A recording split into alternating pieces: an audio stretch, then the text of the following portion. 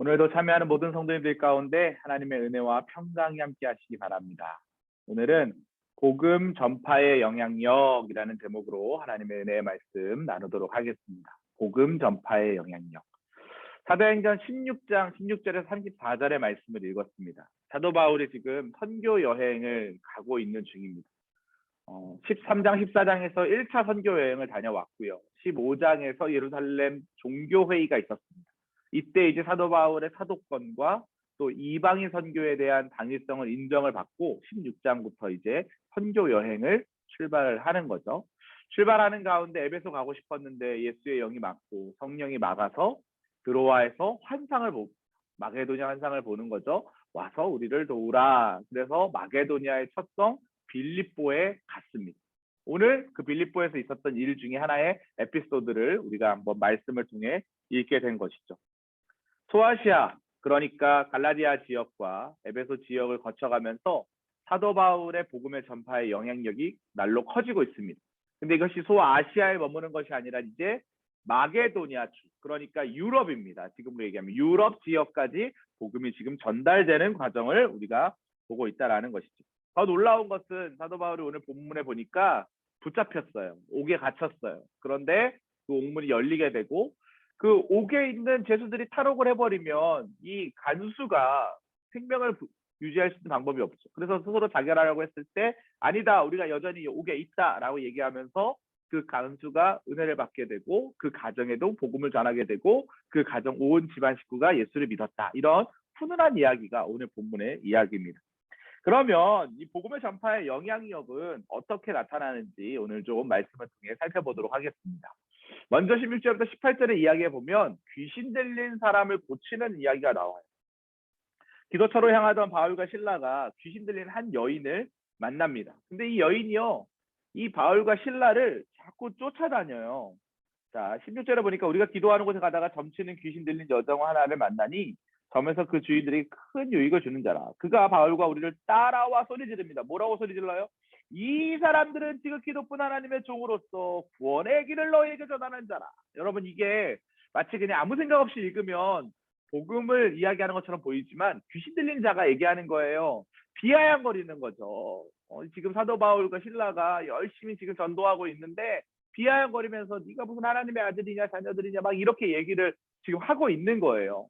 근데 이 귀신 들린 여종은 점을 치는 사람이었는데 주인들에게 막대한 부를 선물해 주던 사람이에요.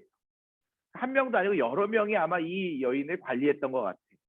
그런데 이 바울 일행을 자꾸 비아냥거리고 모함하고 하니까 바울이 어떻게 합니까? 18절 보세요. 이같이 여러 날을 하는지라 계속 쫓아다니는 거예요. 바울이 심히 괴로워하며 돌이켜 그 귀신에게 이르게 예수 그리스도의 이름으로 내가 내게 명하노니 그에게서 어떻게 해라? 나와라 라고 얘기하는 거예요. 실로 귀신이 그 여인의 몸에서 빠져나갔다라는 이야기가 있습니다. 이 여인은 두 가지로부터 자유함을 얻었어요. 먼저 첫 번째 자유함은 뭐예요? 영적인 자유함이 귀신에게 붙잡혀 있던 삶이 영적으로 풀려지는 거예요. 두 번째 자유함은 뭐예요?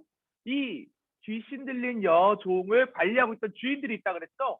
그 주인들이 이 여인을 얼마나 옥죄겠어요. 더 잘 맞춰야 된다. 그런 식으로 이제 돈을 많이 벌어와야 된다. 그 주인들의 손에서부터도, 왜냐하면 귀신의 능력이 사라져 버렸으니까 이 여종을 더 이상 쓸 데가 없는 거예요. 바울이 전한 복음으로 인해서 얽매였던 그 여인의 인생이 완전히 자유케 되는 놀라운 역사가 일어났다라는 거죠. 복음은 그런 의미에서 엄청난 영향력이 있다. 대단한 것이 바로 복음이다. 복음을 만난 사람은, 예수를 만난 사람은 변화될 수밖에 없다. 이것이 진리라는 거예요. 두 번째, 복음의 전파는 어떤 영향력이 있냐? 묶인 것들을 풀어지게 한다라는 거예요. 여러분 생각해 보세요. 이 점치는 여인이 막대한 부를 자기들에게 줬는데 갑자기 귀신이 빠져나가 버리니까 이 여인이 할 역할이 없어졌어요. 그러니까 주인들이 어때요? 성질이 나는 거죠. 고발을 합니다. 23절에 보니까 많이 친 후에 옥에 가두었어요. 그러니까 재판해가지고 옥에 가두었다라고 그렇게 기록되어 있죠. 그런데 이 바울과 실라가 지금 이제 죄수의 몸으로 옥에 갇혀 있는데 거기서 그러면 낙담을 하거나 시리에 빠져 있거나 이런 모습이 전혀 보이지 않아요. 오히려 한밤중에 뭘 했어요? 찬송을 불러요. 찬송을. 25절 보세요. 한밤중에 바울과 신라가 기도하고 하나님을 찬송하며 죄수들이 들었다. 이렇게 되어 있어요. 여러분, 복음에 충만한 사람은, 성령에 충만한 사람은 어려운 상황일수록 더 빛을 발하게 됨을 믿으시기 바랍니다. 사랑하는 성도님들이 그런 인생을 살았으면 좋겠어요. 힘든 상황, 옥죄 오는 상황, 내가 잘못한 것이 없는데 억울하게 누명 쓴 상황, 이런 상황에 빠져 있을 때 낙담하고 좌절하는 인생이 아니라 그럴 때 더 영적 기지개를 펴고 빛과 소금의 역할을 감당하는 사람, 한밤중에 기도하며 찬송하며 죄수들에게 우리는 여전히 살아있다, 하나님이 우리와 함께 하신다라는 것을 증명해내는 사람, 그런 인생이 되어야 한다라는 거죠. 그랬더니 26절에 보니까 지진이 일어나서 옥문이 열렸어요. 제사들이 다 풀어졌어요. 그러니까 이제 죄수들이 어떻게 합니까? 다 도망을 막 가는 그런 분위기가 되겠죠. 근데 바울과 신라는 어떻게 했다라는 거예요? 여전히 그곳에 있다라는 거예요. 이걸 통해서 우리가 알 수 있는 게 있습니다. 우리가 기도할 때, 우리가 찬송할 때, 제가 지난 대시방 때에도 그런 이야기에 설교를 했지만, 힘들고 어려울 때 우리는 찬송해야 돼. 힘들고 어려울 때 우리는 기도해야 돼. 그래야 영적인 공급의 은혜를 통해서 우리는 그 시련을 넉넉히 이겨낼 수 있습니다. 극복할 수 있다라는 거예요. 어려울 때일수록 더 기도하고, 어려울 때일수록 더 기쁨의 찬송을 부르는 성도님들 되시길 축복합니다. 모든 문제가 풀렸다라는 거예요. 즉 복음에는 죄로 인해 묶여있는 것을 푸는 능력이 있어. 우리가 로마서 8장 1절 2절에 보면 되었을 때 그리스도께서 우리를 위하여 죽으심으로 죄와 사망의 법에서 생명과 성령의 법으로 너희를 어떻게 했다 그랬어요? 해방했다, 이렇게 기록되어 있죠. 풀렸다라는 거예요. 더 이상 정죄를 받지 않아요. 그리스도 예수 안에 있는 사람들은 더 이상 정죄함이 없어요. 풀렸다는 거예요. 복음은 푸는 능력이 있습니다. 흑암의 권세에서 하나님의 나라로 옮기는 은혜가 있다라는 거예요. 본문에서는 그것이 옥문이 열리고 발에 채웠던 탁구가 풀리는 것처럼 복음은 우리의 인생에 얽혀있는 실타래를 푸는 능력이 있다라는 것을 여러분 믿으시기 바랍니다. 예수 그리스도를 믿음으로 말미암아 복음으로 모든 것들이 풀어지는 그런 인생 되시기를 주님의 이름으로 축복합니다. 세 번째로, 이런 일들이 일어나니까 바울이 도망갈 수도 있었지만 그 자리에 있었어요. 간수가 나 스스로 자결하려고 그래. 아니다, 우리가 여기 있다. 그리고 간수에게 복음을 전했어요. 자신이 믿고 있는 복음. 여러분들 생각해 보세요. 이 간수가 바울을 지금 처음 만나는 장면이라고 하더라도 이미 바울에 대한 소문을 들었을 거예요. 신들린 그 여정을 쫓아냈다는 이야기도 들었을 거예요.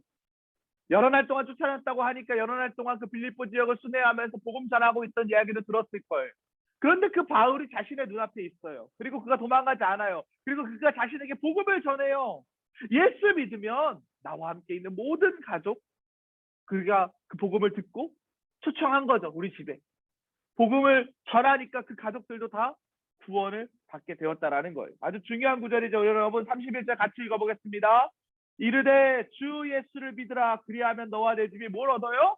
구원을 받으리라. 주 예수를 믿으라. 그리하면 너와 내 집이 구원을 받으리라. 성도 여러분, 구원받는 가정 되시길 축복합니다.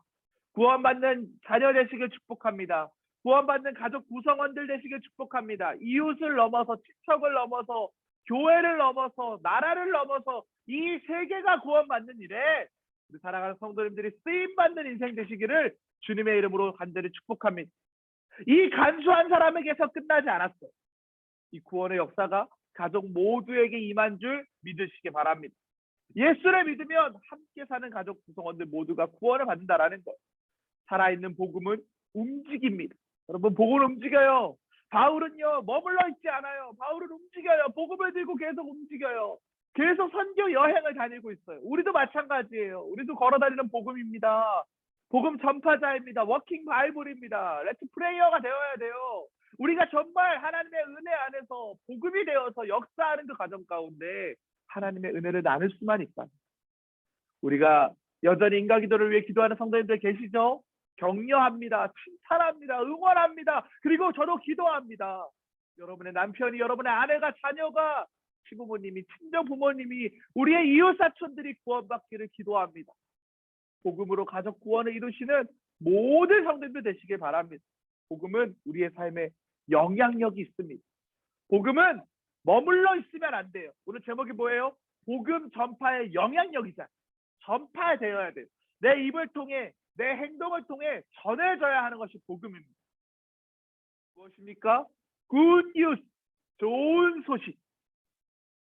날 위해 이 땅 가운데 성육신, 인카네이션 친히 내려오셔서 나를 위해 십자가에 달려 돌아가시고 죽음으로 끝나지 않고 3일 만에 부활하심으로 말미암아 모든 죽어있는 것들을 새롭게 하시고, 그리고 부활 승천하심으로 말미암아 성령님을 지금도 보내셔서 우리와 함께 있게 하시고 우리의 부족한 것들을 가르치시고 우리에게 인도하시는 그 하나님이 나와 함께 하고 있다는 것은 복음 아니겠습니까?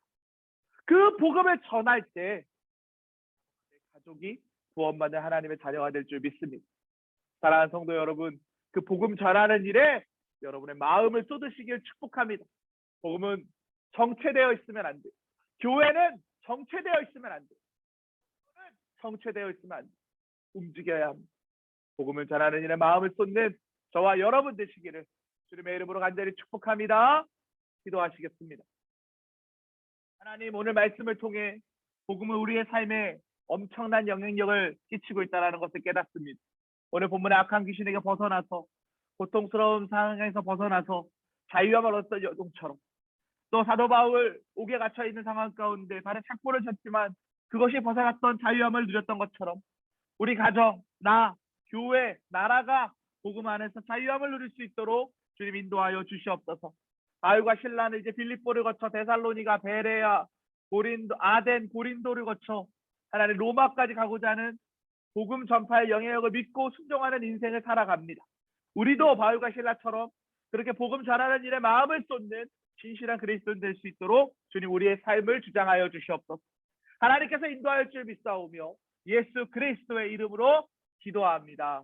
아멘. 복음의 영향력으로 충만하신 모든 성도님들 되시기를 주님의 이름으로 간절히 축복합니다.